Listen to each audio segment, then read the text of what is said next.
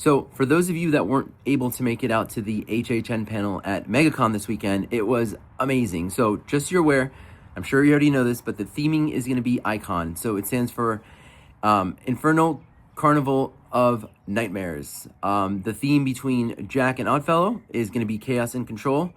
Here is the entire panel. Walking into HHN, you are just met with absolutely everything that can horrify you. There's nothing like it out there in the world. It makes me happy to come every year. We as fans couldn't have asked for anything more. You can't get this experience anywhere else. The passion that was put into this house, I'm gonna have to do that house like 10 more times. He came out of a wall match yet, and was just, yeah! I got scared and I was like, that's enough. That's often enough.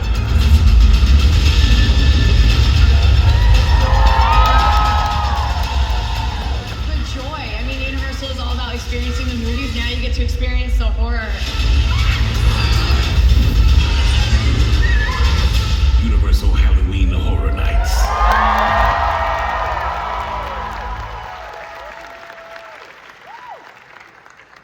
What's up, MegaCon?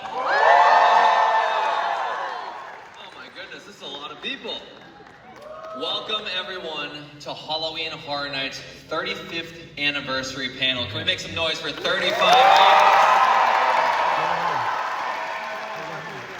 My name is Liam Crowley. I come from Screen Rants by way of New York City, and I'm your host for this evening. Halloween Horror Nights 35 is way more.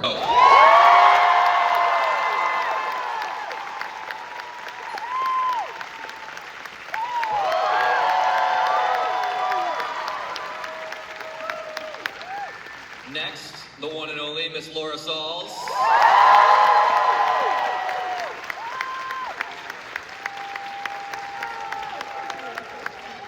And finally, make some noise for Mr. Charles Gray.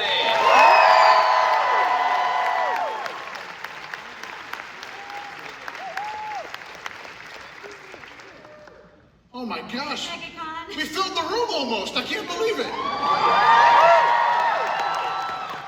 This is a packed house, guys. It's amazing. I think Halloween Horror Nights 35 is going to be pretty special. Oh, who knows? Before we get into the deep dive, I want to know from all of you guys, if you could introduce yourself to our lovely crowd here. What is your role with Halloween Horror Nights? Mike, we'll start with you. We'll go down the row. Sure. Hi, everybody. My name is Mike Aiello, and I have the distinct honor of leading the charge on not only Halloween Horror Nights and our wonderful creative team, but all new product that goes into our Universal Orlando Resort from an entertainment standpoint. I just celebrated my 30th anniversary with the company. It's been an awesome journey, and I'm so happy to see so many people here today. When we said we were going to be at MegaCon, I'm like, that's awesome. I'm like, will anyone come? And wow, you guys really showed up. This is amazing. It's 10:30 a.m., by the way. Everyone here, Saturday morning. This is unbelievable. Thank you guys so much for packing us. Yeah, this crowd is not an early crowd. Like we're all night owls. We're 2 a.m.ers, right? We're 2 a.m.ers. Yes. I'm Laura Sauls.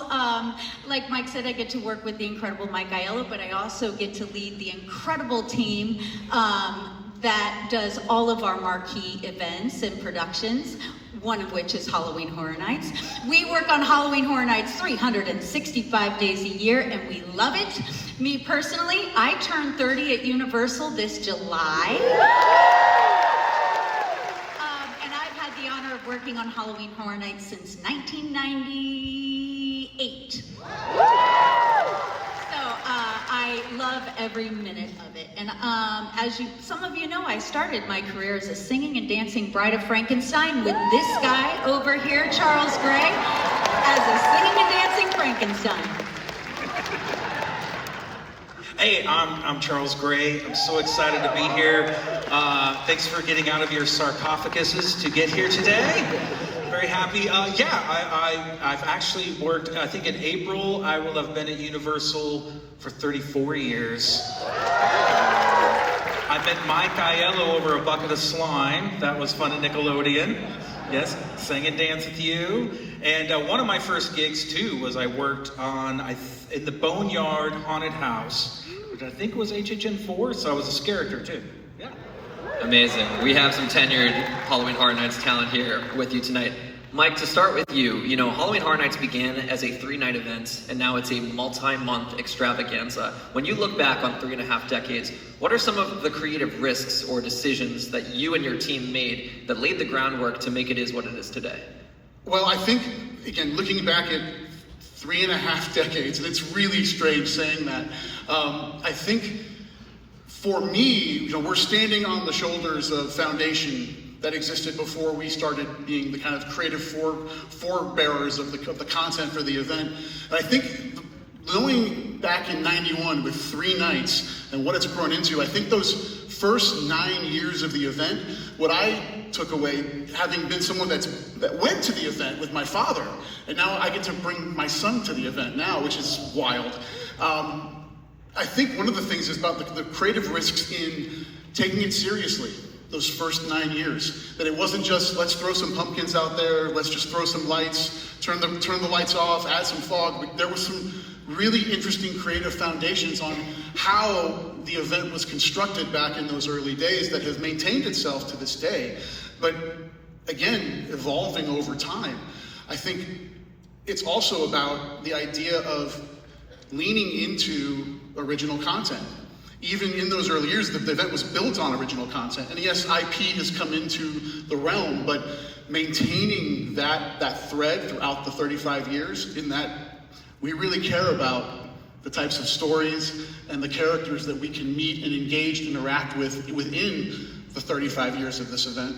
Well, telling new stories every year too. I think our initial creators of Halloween Horror Nights really set us up to make sure we're telling new original stories every year, that we're not just rehashing what we've done, but telling brand new original content stories every year, which is what makes Halloween Horror Nights, especially here in Orlando, so special, is that we get to tell new stories and have new creative ideas every year.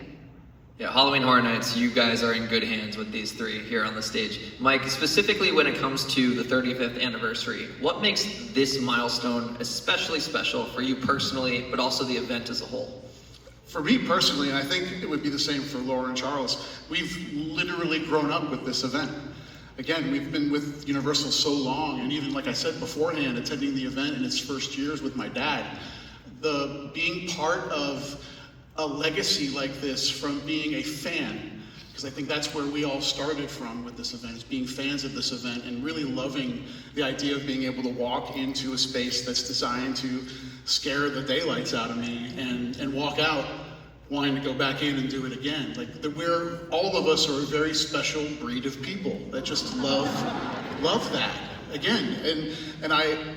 For me, I think what I love about the event is there's a sense of nostalgia for me anytime we're entering in a 35th anniversary, any level of anniversary. But nostalgia is amazing. It's integral to what we do, but you got to be careful with it. You can't just do nostalgia for nostalgia's sake. If we are looking to bring something back into the realm, we want to make sure, again, with an anniversary year, you do want to look at the past. It's reflective.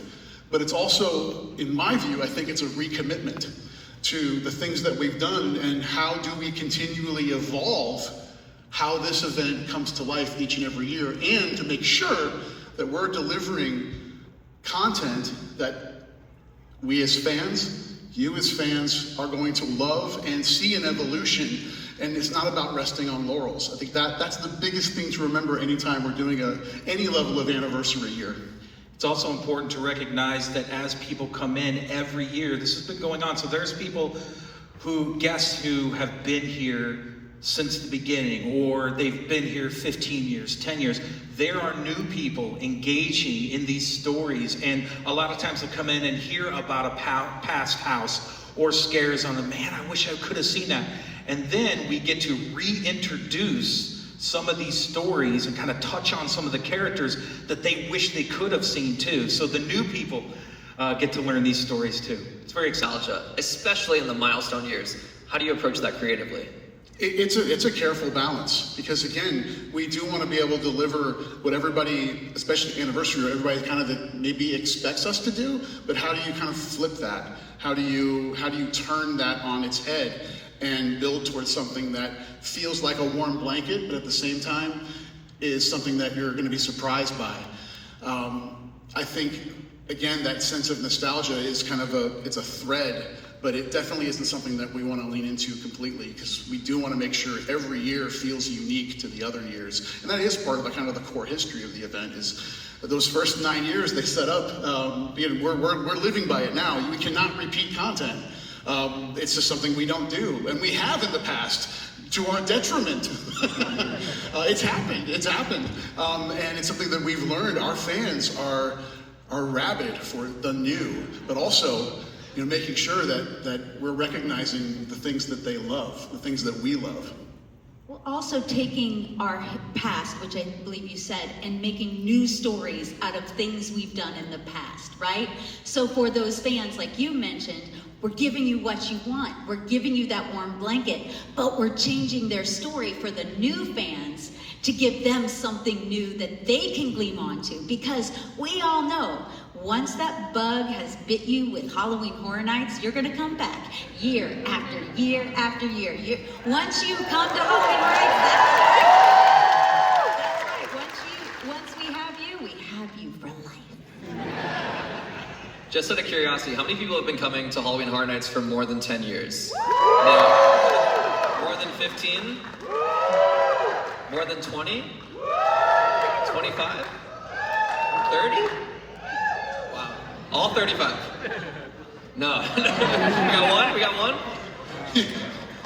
Over here, that's amazing. You've been to the 35th event already. How was it? Laura, you touched on this, and Mike, I want to toss this one to you. The storytelling specifically within Halloween Horror Nights, it's not just an attraction. Like, you guys are crafting stories with these characters, with the attractions, with the haunted houses. Can you talk to me about the evolution of your creative identity as a storyteller when it comes to Halloween Horror Nights? Yeah, like Mike said, for the last, for 34 years, and 35 now, we have been crafting stories, and I think Mike mentioned this too. For the first 9 years, a lot of our key art was based in just an identity that would strike horror in your heart when you saw it. And then we evolved, and then our storytelling evolved with bringing icons into play, right? Yeah. In 2000, we really wanted Jack the Clown. That's the original painting. The original painting of Jack the Clown, iconic, right? In 2000, we wanted to change a little bit of our identity. And we really wanted to bring a voice to the event. We wanted to bring a voice that could talk about the event, to instill more fear in a verbal communication. We should let the slideshow play. Slides go, and let you guys go crazy for each one of these icons. I love this. We should just say, okay, who is in the... who's a caretaker fan? Who's a director fan? Do we have any Lady Luck fans out there? Okay, who is an Usher fan? Let's just give it up for the Usher. Who is a Chance fan? And I'm saving our big ones. Who's a Jack the Clown fan? And who's a Dr. O? Dr. O? Yeah, our icons have really changed that storytelling piece to our event, and we've been able to link our icons to our haunted houses and tell those stories, tell those deeper stories, and create those backstories, and really give a voice to the event. And we've been doing that for now, 26 years of telling these iconic stories.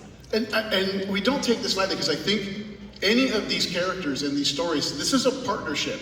This is a 50-50 partnership between those of us who have the ability to create and those that want to know more and buy in. And that's all of you. Like these characters would not live and breathe if you all didn't love them and want them. Like that's the other amazing thing. This is ours. These characters are ours. And that is, I think, the really cool relationship that the event has with the fans of the event, is that these really do speak to the identity, not only of the characters themselves, but of the memories of experiencing the events these characters were a part of, with your family, with your friends, with those that you love the things that go bump in the night. I love that we create, and we've said this as a team, we create iconic characters. You all make them icons. Laura, I feel like you answered all of my next questions with sorry. that big one, but I still, like to talk. we got to talk about icons. People want to hear more about icons, right? If you could take me back to the origin, Laura, what inspired the creation of these icons? Again, we wanted to bring a voice to the event, but we also wanted to bring a synergy to the event that it never really had before. I think, the first time we created Jack, we didn't know what we had in that iconic character. It was a survey. It was literally a survey. Seeing what you guys, we all know people are scared of clowns, and so we knew if we created this creepy clown, everyone would love him, but we didn't know how much you would love him, right? You elevated Jack to the next level. I think one of my most fond memories of an icon is the caretaker. When we went to Islands of Adventure, yes, go caretaker. When we went to Islands of Adventure, we were really able to tell the whole story as we crafted the Scare Zone program and linking the icon to the Scare Zone program, which was something we didn't do in that very first year of having Jack the Clown as our icon. So it was really evolving those stories to really tell those stories in the entirety of the program of Halloween Horror Nights. Not just a haunted house, but in the scare zones. Because we all know, haunted houses are amazing, but all of you are gonna walk through those scare zones all day long, and they need to also tell our story. Yeah, storytelling is such a huge part of Halloween Horror Nights. It's a huge part of the icons themselves. So how have the creation of the icons influenced the storytelling? What comes first? Are you creating the stories or the icons? It's gone both ways, right? It's really gone both ways.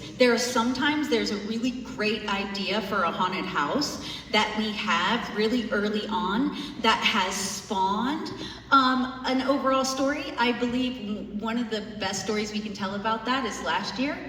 Our El Artista, a Spanish.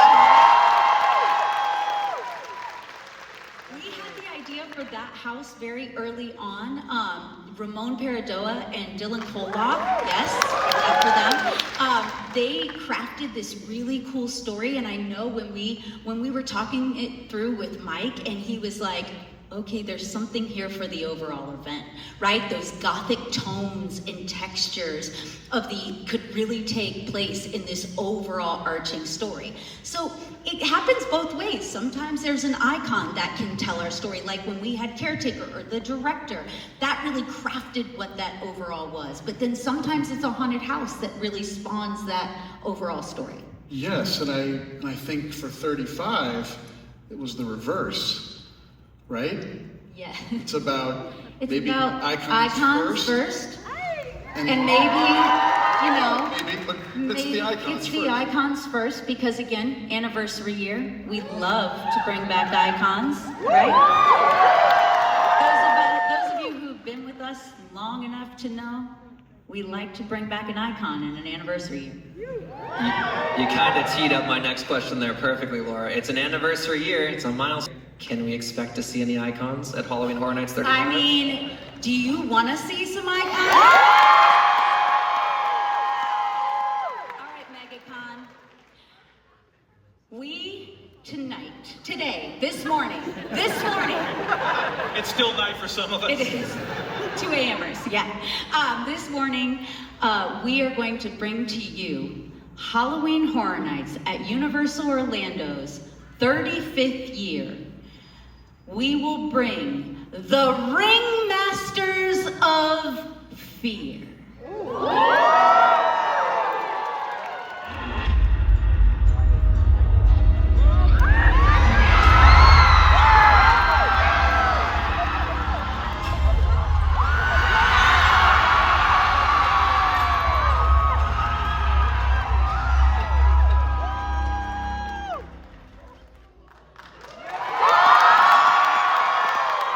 backstory. Charles, could you tell us a little bit about Jack and Oddfellow? I could talk for 3 hours, so I'm just going to give you a brief. You got 3 minutes. We got 3 minutes, okay? For those of you who don't know, there's been a lot of little stories here and there kind of peppered through our event as we've gone on for quite some time.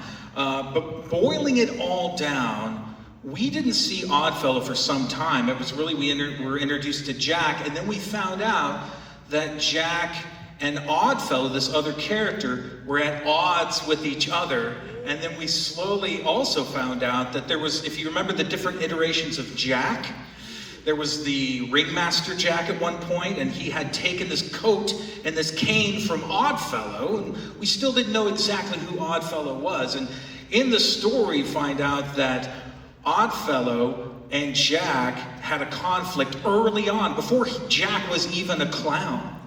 And he shoved him and sealed him inside a box. And then later on, he came out of that box, Jack did, and he had stolen the coat. And then as the years went on, we were finally introduced to Oddfellow, and you all saw him. But this conflict has gone back and forth, more in legend than what we have presented. Yeah. And this year, bringing them together, this is not a partnership, if you will, right? It's a relationship of convenience, I think. Yeah. They aren't buddies, right?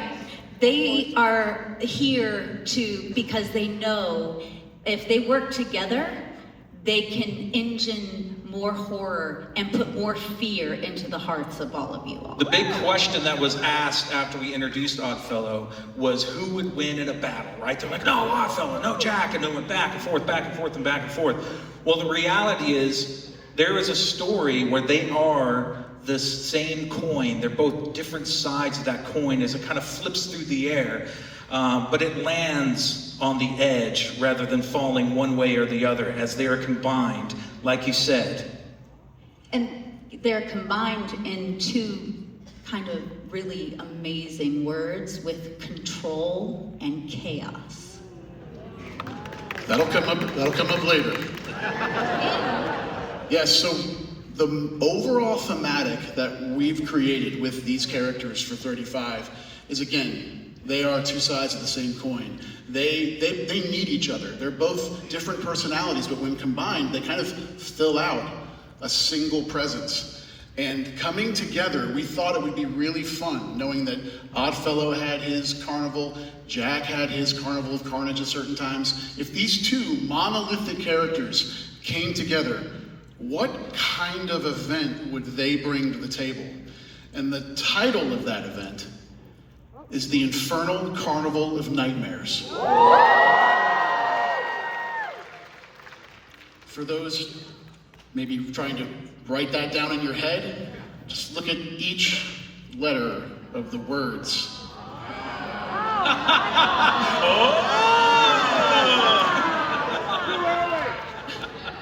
I feel like an audience member myself. I pieced that together in real time. That's great. That's great. So, and we can't go too deep. We only pay respect and evolve some of the legacy that Halloween Horror Nights has had over its 3.5 decades. But like any good Horror Nights event, we're going to present all new levels of horror that will invade all aspects of our park in a way that makes it the 35th anniversary. And there's so much I want to say. I'm so holding back. Mike, I think there is one thing you can say right now. I think we can give them something right now. You guys, The early release that they can maybe get today. yeah, Let's talk sure, about it. let's do it. So, our merchandise partners, Charles, do you want to talk about our... We already have a design that we wanted to share with you today. We're very excited about this. Let's take a look at it.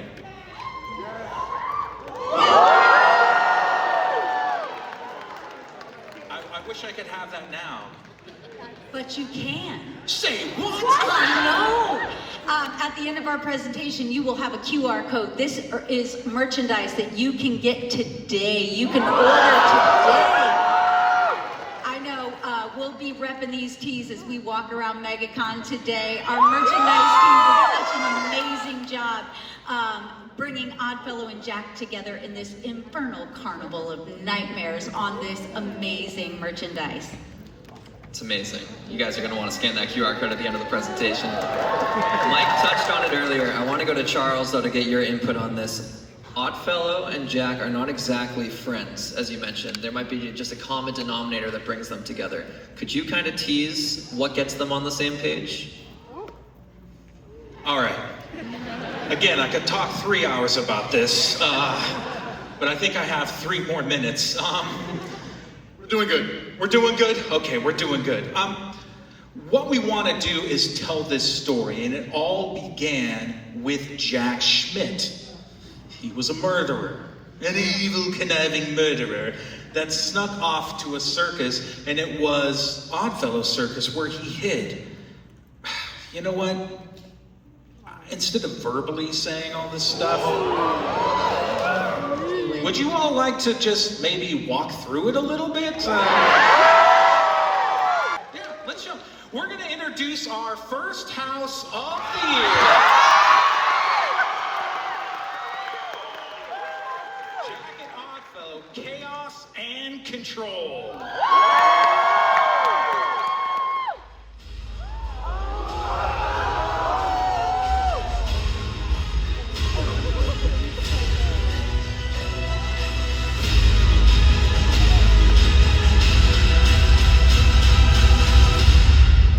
We are going to walk through the very beginnings through Oddfellow's voice.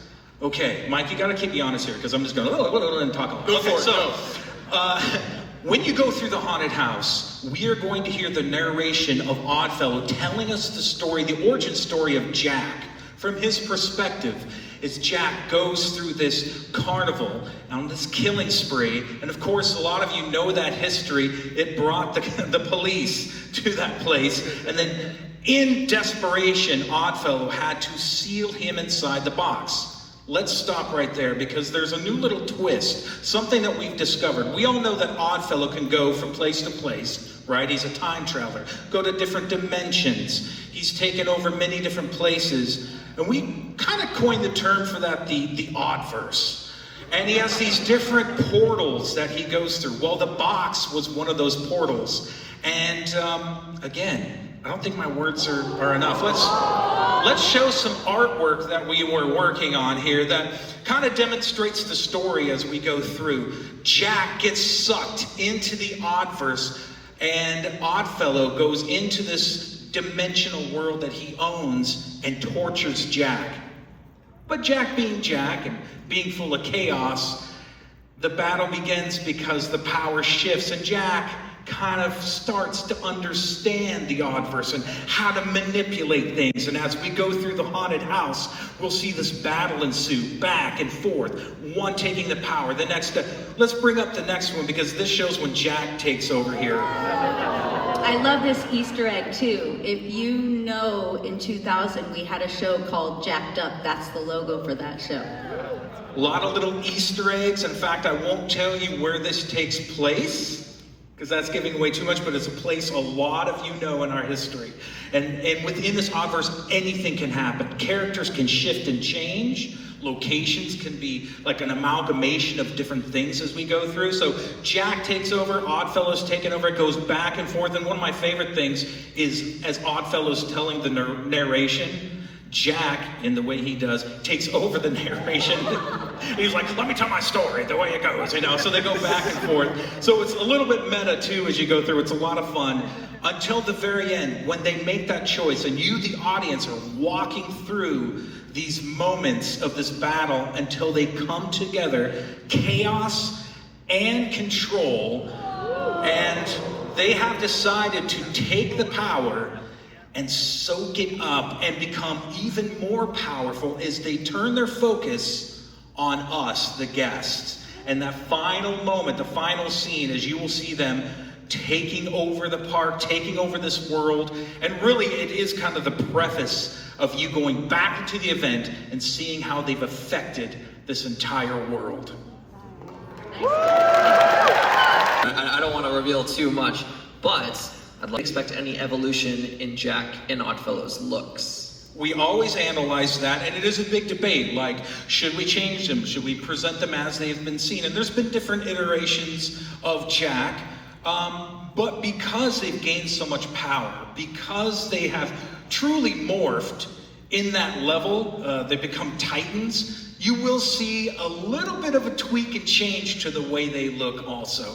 Something I wish I could show you. Well, even in the house, like, Jack's getting messed up in this house. Oddfellow has a massive upper hand because it's his world. He's able to manipulate it. There's versions of Jack that have been designed that we've never even seen before. Yeah, in fact, we see him in his human form, Jack Schmidt, before he becomes the clown. So we're going to see this human form. We're going to see him become that initial iteration that we all know and love. And then the way he's tortured, ripped apart, manipulated. This is a bit of a violent house, too, I'm telling you. So there's a lot of conflict there. We're displaying the power that they both have.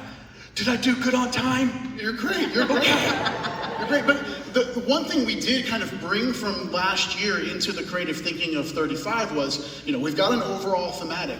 Is there a level of story that we can tell within one of the haunted houses? So between the house and the overall event, you're getting the full story of, you enter the event, they're already working together. But how did that happen? The house is going to tell you that story. So you're really getting a full circle approach of the inner workings of what the storyline is for Halloween Horror Nights 35. It's very, very cool, very fun.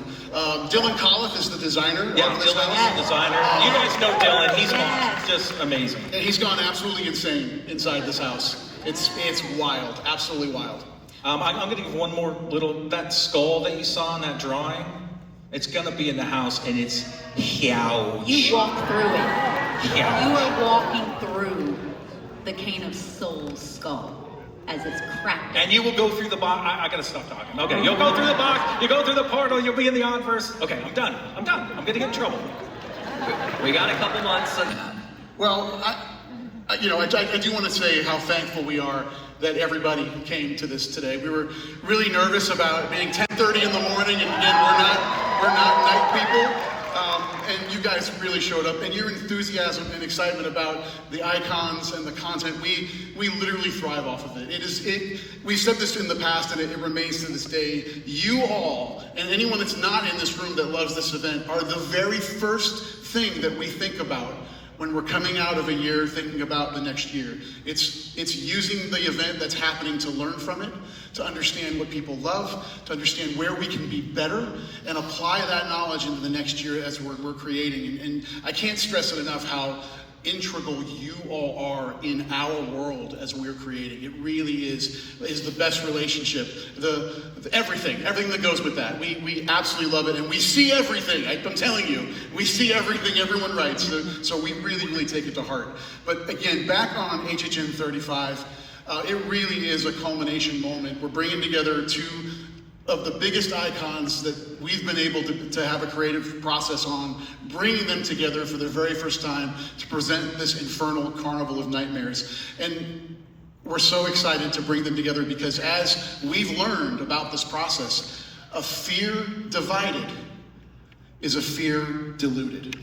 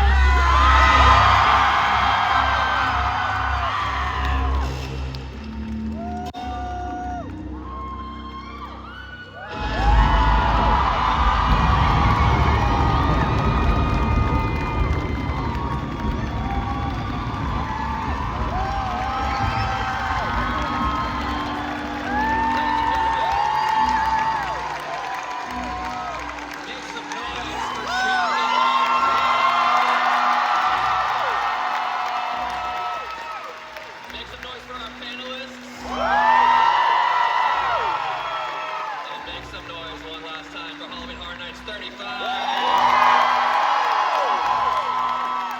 all so much for packing the main stage. This is so wild to me. 10:30 a.m. I'm going to keep saying it all day. On the screen, you'll see it now. We're going to cue it up. That QR code for the